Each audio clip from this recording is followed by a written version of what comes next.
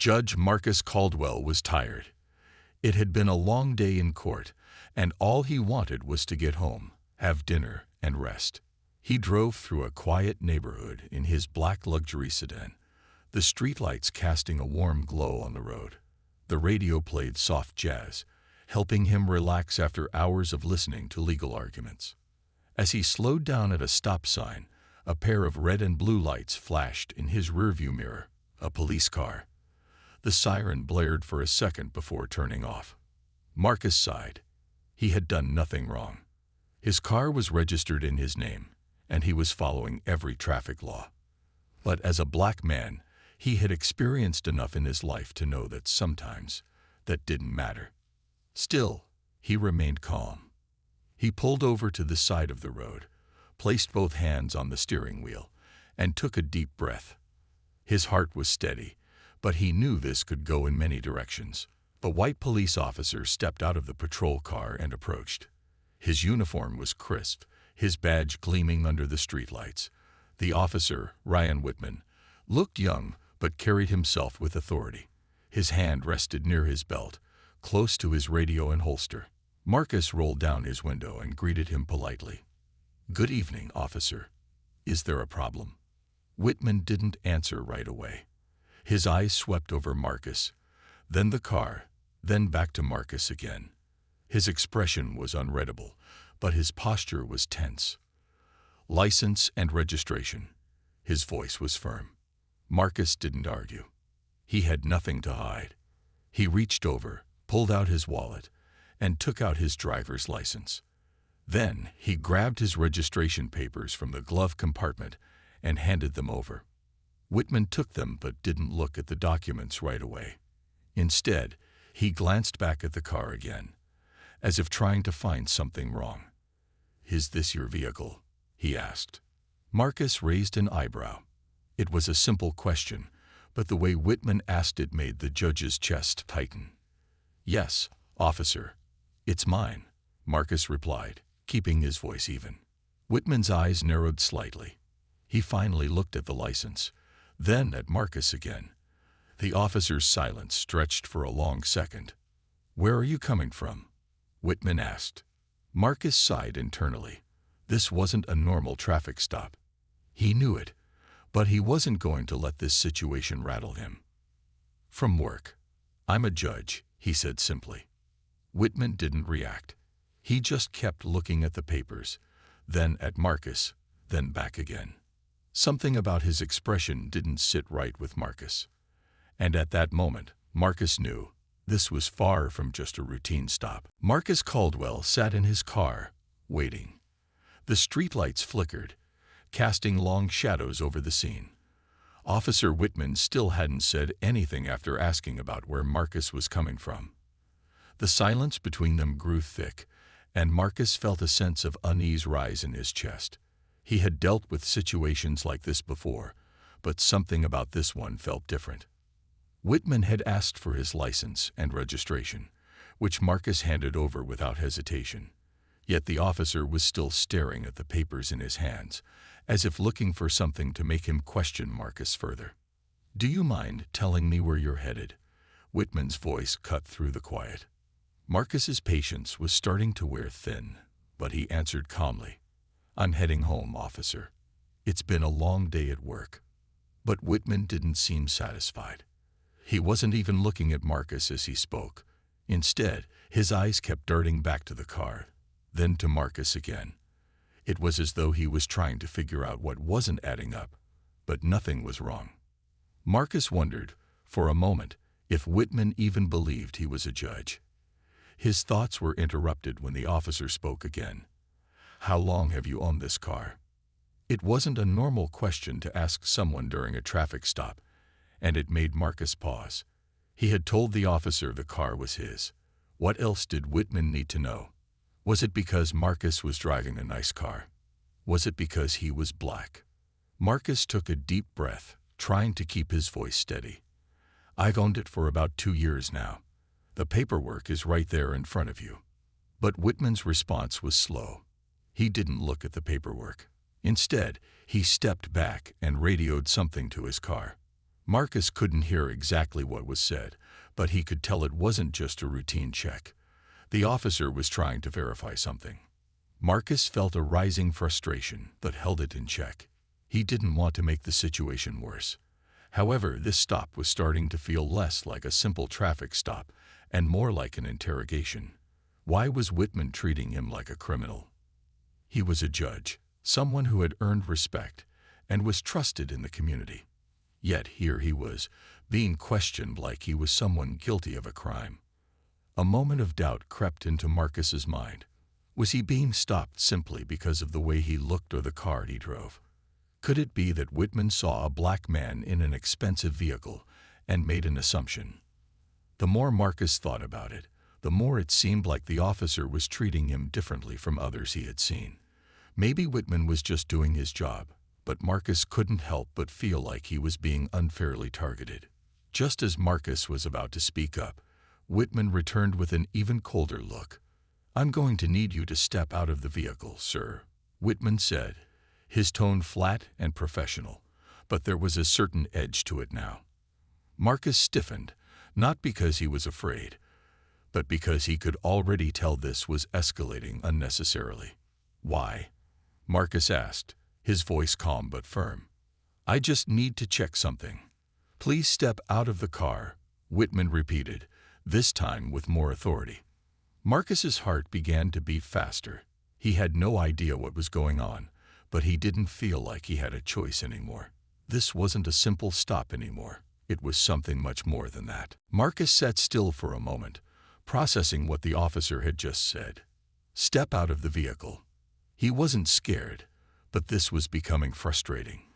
What was happening? Why was he being treated like this? He was a judge, someone who worked to uphold the law, and here he was being asked to step out of his car as if he was a suspect in a crime. He looked at the officer, Officer Whitman, who stood with a stern expression, his hand still near his radio. The tension was growing, and Marcus could feel his calm demeanor slipping. He had seen enough injustice in his life to know when things were going wrong. But Marcus wasn't about to give in. He wasn't doing anything wrong, and he had every right to stay in his car. He had cooperated with every question, handed over his documents, and had been respectful. Now, he wasn't sure where things were going. "Officer, may I ask why I'm being asked to get out of the vehicle?" Marcus asked, keeping his voice steady. The officer's response was quick, though it didn't provide much clarity. "Just step out of the car, sir. I need to check something." Marcus felt his jaw tighten. He refused to be pushed around. He knew his rights, and he knew that he didn't have to leave his vehicle unless the officer had a clear reason. "Officer," Marcus said, now more firmly, "I've done everything you've asked me to. I've provided my registration, my license, and I'm not giving you any reason to treat me this way. I'm asking you to explain why I need to step out of the car." The officer didn't respond immediately. Whitman just stood there, waiting. The seconds felt like minutes, and Marcus could feel his patience wearing thin. But then something strange happened. Instead of responding with more commands, Whitman stepped back, as if thinking for a moment. Marcus noticed that Whitman was now glancing around, maybe considering how to handle the situation. Was he unsure about what he was doing? "I just need to confirm a few things," Whitman said, though his voice lacked the same confidence as before. Marcus could feel his frustration building, but he held his ground. He knew that if he gave in too easily, this situation might spiral further, and he didn't want to make a hasty decision. Instead, he spoke again, this time in a quieter, calmer tone. "Officer, I'm not here to argue. I just want to understand what's going on. I'm a judge, and I've been nothing but cooperative. What exactly are you trying to confirm?" Whitman hesitated for a moment, then radioed something into his patrol car. Marcus didn't catch all of the words, but he could tell the officer was requesting information. Was he calling in a stolen vehicle report? As the officer radioed, Marcus couldn't help but think about what was happening. He was a black man, driving an expensive car.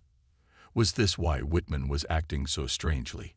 Was he being treated differently simply because of the color of his skin? Marcus tried to stay calm. He didn't want to assume anything too quickly, but it was hard to ignore the feeling in his gut that this wasn't just about a traffic stop. A few moments later, Whitman returned, handing Marcus back his license and registration. "I'm going to need to check your car, sir," Whitman said, his voice now a little less commanding, but still firm. Marcus shook his head. He wasn't about to let things go this easily. "No," he said, his voice stronger than before. "You can't just search my car. I need an explanation for everything, officer." The silence between them stretched out again. The officer's eyes flickered briefly, and Marcus realized that this situation was becoming something far more complicated than either of them had expected. Marcus stood firm, his eyes locked on Officer Whitman. His hands were still resting on the top of his car, but his mind was racing. He had tried to remain calm and cooperative, but now it was clear this situation wasn't going the way it should have. The officer's face had changed. What had started as simple curiosity now seemed more like suspicion. Whitman had not given Marcus a good enough explanation for what was happening, and every second the officer hesitated made Marcus feel more unsettled. "I've asked you nicely to step out of the vehicle, sir. If you refuse, I may have to take further action," Whitman said, his voice carrying a sense of authority, though there was a slight tremor in it. Marcus felt the pressure building. "Further action," he repeated, raising an eyebrow. "What action, officer? I've followed every instruction you've given me. I've handed you my papers, answered your questions, and I'm doing nothing wrong." The officer hesitated, looking over his shoulder at his patrol car. "I just need to confirm a few things," Whitman repeated, though his tone was less confident now. It seemed like he was stalling. Marcus could feel his frustration growing. He was still holding on to the belief that the officer might just be doing his job. But the more Whitman hesitated, the more it seemed like something wasn't right. Then, to Marcus's surprise, the officer reached for his radio again. He spoke in short, quick sentences, but Marcus couldn't make out the words. The officer's hand was shaking slightly, and Marcus noticed how the officer kept glancing back at him. It was clear now that Whitman wasn't entirely sure how to handle the situation. A moment later, a second police car arrived, its lights flashing in the quiet night. Another officer, Sergeant Daniels, stepped out of the car and walked toward them. "What's going on here?" Sergeant Daniels asked, looking between Whitman and Marcus. Whitman glanced at Daniels, then back at Marcus. He seemed relieved by the presence of the new officer, but the situation still wasn't resolved. "I need to search the car," Whitman said again, his voice now quieter, almost uncertain. Sergeant Daniels looked at Whitman and then at Marcus, his expression hard to read. He seemed to be trying to understand the situation. "Is there any reason you're asking to search his vehicle?" Daniels asked, his voice calm but firm. Whitman took a deep breath, clearly frustrated. "I don't know. Something doesn't feel right about this. I need to check." Sergeant Daniels raised an eyebrow and turned his attention fully to Marcus for the first time. "Sir," he said to Marcus, "I'm sorry for the trouble. I'll make sure everything is cleared up. You can stay in your car for now, but please remain patient. I'll get this sorted." Marcus nodded slowly, his frustration simmering. He didn't know what was going to happen next, but he knew that this had gone on long enough. He was being treated unfairly for no reason, and he could feel the anger building inside him. But he kept his voice calm and steady. "I've already been patient, Officer Daniels. I've done everything that was asked of me." Sergeant Daniels nodded and walked away for a moment to speak with Whitman. Marcus sat there, his hands gripping the steering wheel, thinking about what had just happened. Why had he been pulled over in the first place? Why was the officer so sure that he was doing something wrong? And most of all, why did it feel like his only crime was being a black man in a nice car? The night air felt heavy as Marcus waited in his car, trying to stay calm. Officer Whitman had now stepped away, talking quietly with Sergeant Daniels. Marcus could hear the faint hum of the radio from the patrol car, but everything else was quiet. For a moment, he thought this might finally end. Maybe the officers would realize their mistake and let him go. But then Whitman came back, his face tense, his eyes narrow. He wasn't speaking, but his body language said it all. He was determined to go through with something. Marcus felt his pulse quicken. "I'm going to need you to step out of the vehicle now," Whitman said, his tone firm, almost commanding. Marcus was getting tired of this. He hadn't done anything wrong, but the situation kept escalating. He wasn't about to just give in. "Officer, I've already told you. I'm not getting out until I understand why you're treating me like this," Marcus replied, his voice steady but firm. Whitman's expression didn't change. He simply stared at Marcus for a moment, his jaw tight. "Step out of the vehicle. Now." Something about the way Whitman said it made Marcus feel that this wasn't about the car anymore. It wasn't about any traffic violation. This felt more personal now. Marcus glanced at Sergeant Daniels, hoping for some support, but the new officer only stood by, watching without intervening. Marcus didn't want to make things worse, but he wasn't going to let Whitman just bully him into submission either. He sat up straighter, his back straight, his hands still resting on the steering wheel. "I'm not stepping out of this car until you give me a valid reason," Marcus said firmly. A long silence followed, and for a moment, Marcus wasn't sure what was going to happen next. Then, without warning, Whitman suddenly yelled, "Hands on the car." Marcus flinched, not because he was afraid, but because the officer's outburst had caught him off guard. This wasn't a request, it was an order, and it was clear that Whitman wasn't planning to back down. For a brief moment, Marcus thought about his options. He could argue further, refuse to comply, but that would only make things worse. He didn't want the situation to escalate any further. He was being treated unfairly, but he also didn't want to cause a scene. Taking a deep breath, Marcus slowly opened the door. He knew what was coming, but he was determined to stay calm. He stepped out of the car, keeping his hands in front of him where the officer could see them. "Turn around," Whitman ordered, his voice sharp. "Hands on the car." Marcus did as instructed, but he couldn't help feeling humiliated. He had never imagined this would happen to him. A respected judge, now being treated like a criminal for no reason. His mind raced, but he tried to stay focused. What was the point of all this? Why was this officer so determined to make something out of nothing? As Marcus placed his hands on the hood of the car, the cold metal felt strangely comforting against his palms. It reminded him that no matter what happened next, he was in the right. At that moment, he realized something. This wasn't just about a traffic stop. This was about power and control, and Marcus wasn't going to let Officer Whitman take that from him. Marcus stood with his hands on the hood of his car, his heart racing. The night had grown colder, and the air around him seemed to hold its breath. Officer Whitman stood behind him, silent but still very much present, while Sergeant Daniels stood to the side, watching. The whole situation felt surreal, like something out of a dream, and Marcus couldn't shake the feeling that everything was wrong. For a moment, nothing happened. The stillness was almost unbearable. Marcus kept his back straight, his eyes forward, trying to stay composed. He wasn't going to let this officer's actions break him, but inside, he was angry. Why was this happening? Why was he being treated like this when he had done nothing wrong? He was a judge, a respected member of the community.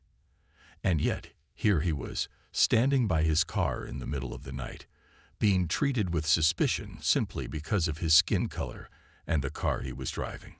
It felt like the officer was trying to force a mistake out of him, as if the truth didn't matter. Finally, after what seemed like an eternity, Sergeant Daniels took a step forward. "Whitman, hold on a minute," he said, his voice calm but serious. Marcus couldn't help but glance over his shoulder at the officer. Whitman was still standing there, tense, his eyes fixed on Marcus. But now, something had changed.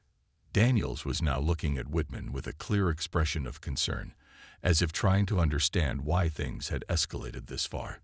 The tension between the two officers was clear, And for the first time since the stop began, Marcus felt like someone was finally paying attention. "What's going on here?" Sergeant Daniels asked, his tone quieter but firm. He was clearly trying to understand what had happened. Whitman paused, looking uncertain for a moment. Then he finally spoke. "I don't know, Sergeant. It just feels off. I need to check if the car is stolen." His voice wasn't as confident as it had been before. Daniels's face didn't change, but his eyes narrowed as he looked at Whitman. "You didn't even ask him about the car's registration. You just pulled him over and started making assumptions." Whitman hesitated, his gaze flickering between Daniels and Marcus. Marcus could see the uncertainty in Whitman's eyes now. The officer wasn't sure of himself anymore. Sergeant Daniels stepped closer to Marcus. "Sir," he said, "I'm sorry for the confusion. I can see that this has gone too far. Please, stay in your car. I'm going to straighten things out." Marcus wasn't sure whether to feel relieved or frustrated. On one hand, someone was finally stepping in to help. On the other, the fact that it had gotten this far in the first place still stung.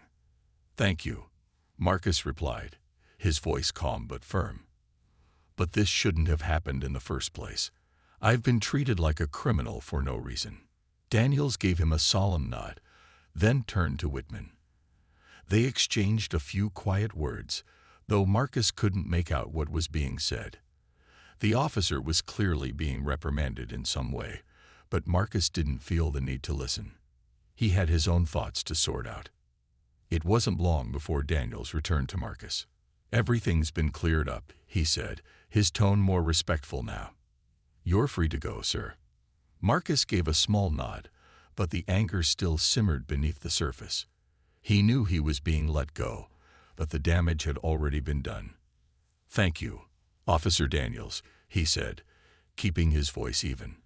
"But I won't forget how I was treated tonight." As Marcus got back into his car and started the engine, the weight of the situation was still heavy on his mind. He knew that things weren't just going to go back to normal. There was still a long way to go before things would truly change. But tonight, he had stood his ground. And that, at least, was something worth remembering. As Marcus drove away from the scene, the weight of what had just happened began to settle in. The lights of the police cars disappeared in his rearview mirror, but the memory of the stop lingered. He still couldn't shake the feeling that something wasn't right. He had been treated like a criminal when he had done nothing wrong. But as he drove, his mind wandered back to Officer Whitman. The officer's face was still fresh in his memory. The confusion in his eyes when Daniel stepped in, the uncertainty that crept into his voice as he tried to explain why he'd stopped Marcus in the first place. What had Whitman been thinking? Marcus couldn't help but wonder if the officer had made a mistake, a bad judgment call based on the color of his skin. It seemed so clear now, the way Whitman had immediately treated him with suspicion.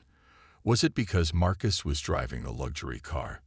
Was it because he was a black man in that car?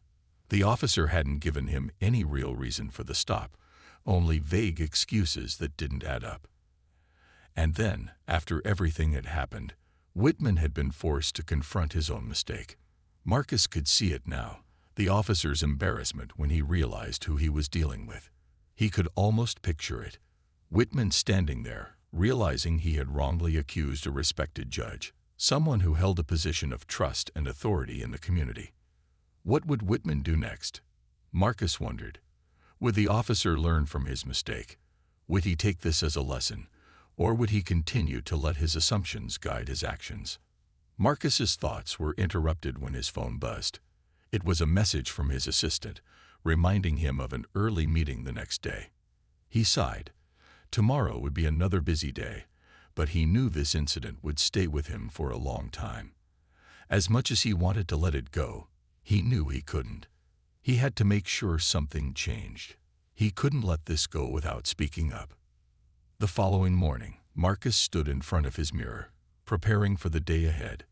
He dressed in his usual professional attire, adjusting his tie, and checking his reflection. But today was different. He wasn't just preparing for a normal day in court.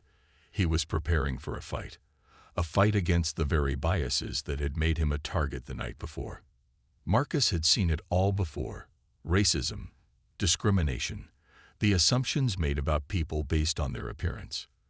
But last night had been different. This wasn't just another minor incident. This was a police officer with power, treating him with disrespect for no reason. Marcus was determined to make sure this wasn't forgotten. After breakfast, he made a phone call to the police department, asking to speak with someone in charge. He explained what had happened the night before and the way he had been treated. He wasn't sure where this would lead, but he was ready to make sure his voice was heard. Later that afternoon, Marcus sat in his office, looking over the documents for his upcoming cases.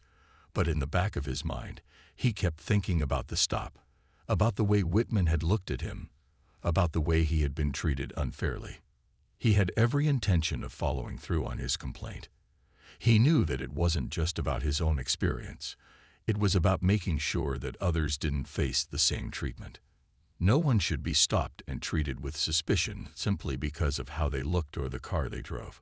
Marcus didn't know what would happen next, but he knew one thing for sure: he wasn't going to let this injustice slide. He would speak out, and he would keep pushing until something changed. The days that followed the incident were filled with meetings, paperwork, and long hours in court. But even as Marcus worked through his usual schedule, he couldn't shake the memory of the police stop. The way Officer Whitman had treated him was still fresh in his mind, and he couldn't just forget about it.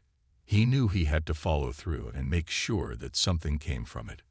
Marcus had already contacted the police department and filed an official complaint. He had made it clear that this wasn't just a small issue. It was a problem that needed to be addressed. He wanted the department to take it seriously. It wasn't just about him. It was about ensuring fairness for everyone, especially in situations like this. He couldn't stand the idea that anyone else might be treated the same way simply because of their appearance. Over the next few weeks, Marcus spoke with internal affairs at the police department. He explained what had happened, what he had experienced, and how the situation should have been handled differently. He wasn't angry when he spoke to them, but there was a firmness in his voice, a sense of purpose. He wanted change, not just for himself, but for everyone who might face the same kind of unjust treatment. The police department took his complaint seriously. Whitman was called in for questioning. Marcus didn't know the exact details of what happened behind closed doors, but he was reassured that the officer would receive the necessary training on racial bias and how to handle situations like this in the future. He was told that the department was reviewing its procedures and working on improving the way officers approached similar stops. Marcus didn't need to hear every detail to know that the system was starting to change. The department wasn't ignoring the problem. They were addressing it, and that gave him some peace of mind. As the weeks went by, the story of what had happened that night spread throughout the community. It made the local news and sparked a conversation about racial profiling in law enforcement. People began to speak up, sharing their own experiences of being treated unfairly by police. Marcus was proud to see that his experience wasn't something that had been swept under the rug. It was part of a larger conversation that needed to happen. But even though he was glad to see change starting to take shape, Marcus knew there was still a long way to go. He wasn't naive enough to think that one complaint or one conversation would solve everything. There would always be work to do, always challenges to face.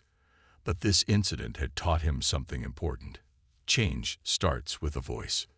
Marcus knew that he had to continue using his voice, standing up not just for himself, but for everyone who had ever felt the sting of unfair treatment.